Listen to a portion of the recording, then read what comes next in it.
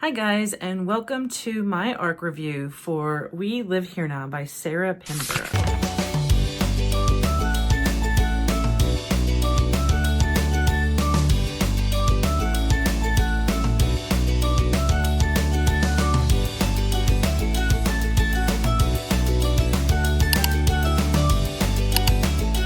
Thank you, first of all, to Flatiron Books. It's a division of Macmillen for having this available on Edelweiss, which I read it on. And I'm very appreciative for the opportunity, and I enjoyed this very much. So let's get into it. First, I'm going to put this down and not hold it the whole time, and I'll just have it on the screen, like so. First of all, I just want to speak to the cover since it's on the screen now. And I feel like this cover is really creepy, and it's very telling on some of the elements of this book. There's also going to be a stenciled version when it comes out. It is coming out May 20th. There's going to be a limited edition of that stenciled version, and it's also going to come out with a regular hardcover. Also on this cover, you can see that there is this big house, and it looks like an older house with 3 stories to it. And the tint, which is a reddish color, also plays into the story. It is, I think, a very fitting cover for this story. I've read Sarah Pinborough before. There were 2 books that I had read by her. The first one is Behind Her Eyes, which a lot of people are probably familiar with. It was made into a Netflix series. I read the book. I did not watch the Netflix series, but the book I felt was very original, very different. It definitely caught my attention with a plot twist. I had enjoyed reading that book. And it was one of those that at first, it was kind of shocking with the ending, and one of those you don't really believe what you're reading and it makes you rethink what you just read, which is one of my favorite kinds of books. But at first, I don't know how much I really liked it because it was that kind of shocking where you don't know what you really think of it. And then after I thought about it for a while, I ended up really appreciating that story and enjoying that story. The other one that I read by her, called Insomnia, I don't feel had that same effect. There was an unreliable narrator that I felt, and I think I personally just don't really like unreliable narrators that much, but I also felt that the story was uneven. I thought it was too stretched out, and I just didn't really like the plot twists in that one. So I didn't know what to expect with this one, and I was really drawn to, not just when I saw the cover, because the cover wasn't released yet when I first saw this as an electronic ARC.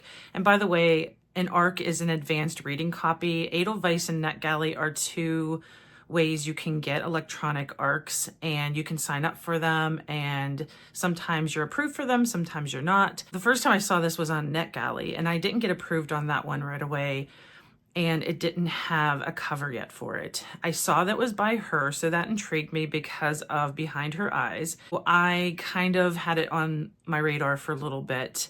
When I saw the cover released and I saw that it was going to be stenciled edges, I was much more intrigued by it. And reading the synopsis of this book, I felt not only was a story, I feel like the story by itself didn't sound like it was original. It's about a couple that moves into a house. She starts to think it's haunted. It's after she went through something traumatic, and there's like secrets and lies going on with them as a couple. I feel like that scenario happens pretty often in both thrillers and in fiction. So I didn't feel that story was very original. I am drawn to haunted house stories, so that one did draw me in a little bit. And it kind of alleges that there is going to be a huge twist and something is going to be different that she kind of is known for, especially in the book Behind Her Eyes. I would say that's an accurate statement, and without giving it away, I feel she did it again in terms of there is a twist that I feel is original, and I wasn't expecting it, and I feel it was one of those where you read it, you're not really believing what you're reading. You had to kind of just think about it for a little bit, and that's what I did. I finished it and thought about it for a little bit, and I appreciate this story. I think it's especially more on the horror side. I feel there are definitely horror elements in this book. There were a lot of things that were horrifying. If you like horror and thrillers, this one would definitely be for you, especially if haunted houses and that setting would also enjoy this book. So to say a little more details about it, it is about Emily and Freddie. They're married. They're a young married couple, and they have gone through some things as a couple. She had an accident that she was in the hospital. It was very serious. She ended up getting sepsis. And something I didn't know was that after you recover from sepsis, there is like a post-sepsis syndrome where you may be prone to hallucinations, and you may also experience all kinds of things as your body kind of recuperates and gets back to healing and being itself. I never heard of that. And I also worried when I read some of that, because that's towards the beginning, I worried, oh no, here comes another unreliable narrator, and it's going to be just her in terms of she can't assess everything that's going on really. And I was worried that would be what was going on. So her husband, in order to have her heal, he buys this house. It's kind of remote. It's far away from her friends. And he feels they need to get away. It was something she had been looking at before the accident, and she really wanted to get away and get a house. And he figured this is the chance to do that for her. So they go to this house, but it's very obvious that they're having problems as a couple. And you start to suspect all kinds of things. Like I started to think, did he have something to do with her accident? What are each of them hiding? More and more information comes out. I would say it's a slower burn as you're learning the secrets and lies each of them have. And then you get hit with the real information. And obviously I'm not going to ruin it. I'm just going to say that you end up seeing things in a different way after you get all the information. I feel it did a really good job of leading you there. Now, if you're not a fan of slow burn, I think some people might get upset and think it's too slow and they will give up on this. I felt it caught my attention enough and was feeding me enough that I was definitely interested in the story enough to keep wanting to read it. It was one of those books that I wanted to keep reading. And then when I had to go to work or something, I kept thinking, oh, I can't wait to get back to that book. And I love that feeling on a book. I feel like that's the best feeling you can have for a book. And I did just come out of reading a book that I did not want to read as much and was almost avoiding wanting to read. And I probably should have DNF'd, but that's why I think this was a much better feeling. And that's maybe why I appreciated it so much. So yeah, that was definitely a good feeling for reading this book. Some similar authors that I would say this made me think of, Catriona Ward for sure. I feel like it's definitely in the realm of Catriona Ward, where it has some horror elements. There is the relationship element of what's going on between these characters and how each of them are hiding something and how it affects each other. I feel, because I'm a Catriona Ward fan, I saw a lot of similarities for that. Sally Hepworth is another author that I felt like it was similar to. She's not as much in the horror, she's more thriller, so it would be like Sally Hepworth with a dash of horror.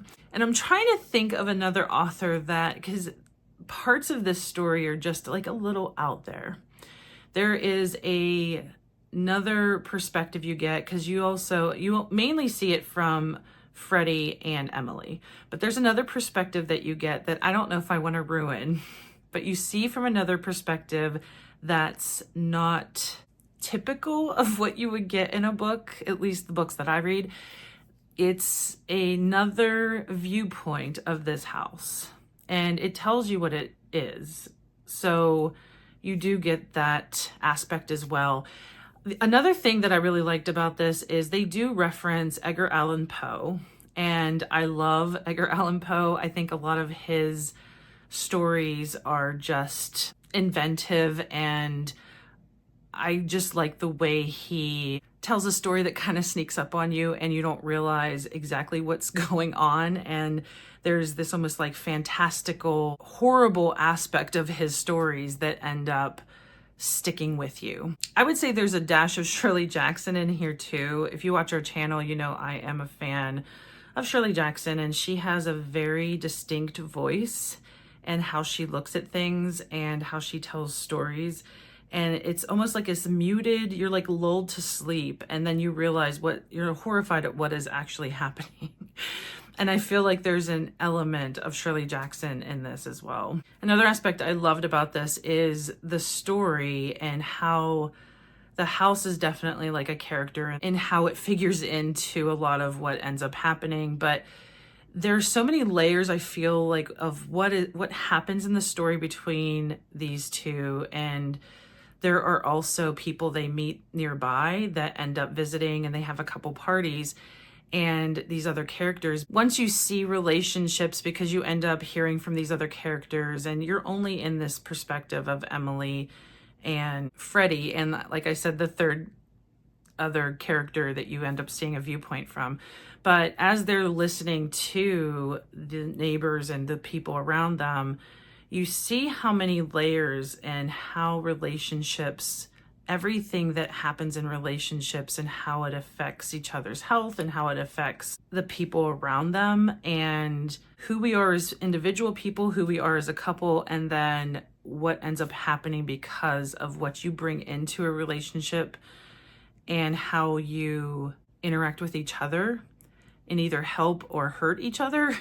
So I feel like there was a lot being said without being said, and I really like that's the reason why I like fiction so much, is there are so many different layers that you can pick up on once you start to really look at it, and that the story that you're getting. I thought of that a lot after I finished this book, of how much it was saying without saying it, and I appreciate stories like that so much. I gave this 4 stars. I would highly recommend it, especially for thriller fans, anyone who also isn't afraid to pick up some horror. If those books are the kind that you like to read, then you should definitely put this on your May TBR. It does come out May 20th. Thank you so much for watching my ARC review, and until next time.